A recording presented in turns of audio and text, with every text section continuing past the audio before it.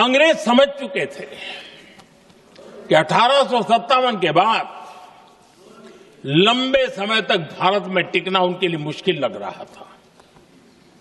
और जिस प्रकार से वो अपने सपने लेकर के आए थे, तब उनको लगा कि जब तक भारत को बांटेंगे नहीं, जब तक भारत को टुकड़ों में नहीं बांटेंगे, भारत में ही लोगों को एक दूसरे से लड़ाएंगे नहीं, तब तक यहां राज करना मुश्किल है। और अंग्रेजों ने बांटो और राज करो इस रास्ते को चुना और उन्होंने बंगाल को इसकी प्रयोगशाला बनाया, क्योंकि अंग्रेज भी जानते थे वो एक वक्त था जब बंगाल का बौद्धिक सामर्थ्य देश को दिशा देता था, देश को ताकत देता था, देश को प्रेरणा देता था।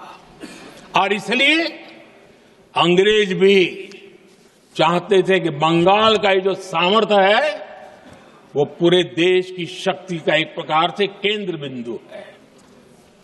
और इसलिए अंग्रेजों ने सबसे पहले बंगाल के टुकड़े करने की दिशा में काम किया।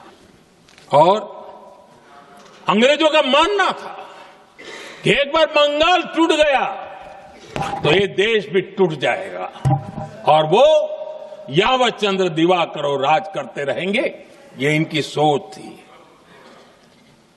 1905 में अंग्रेजों ने बंगाल का विभाजन किया, लेकिन जब अंग्रेजों ने 1905 में ये पाप किया तो वंदे मातरम चट्टान की तरह खड़ा रहा। बंगाल की एकता के लिए वंदे मातरम गली गली का नाद बन गया था और वही नारा प्रेरणा देता था।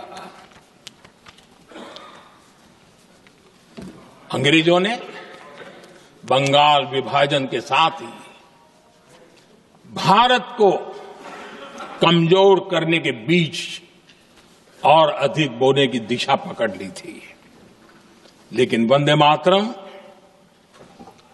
एक स्वर एक सूत्र के रूप में अंग्रेजों के लिए चुनौती बनता गया और देश के लिए चट्टान बनता गया।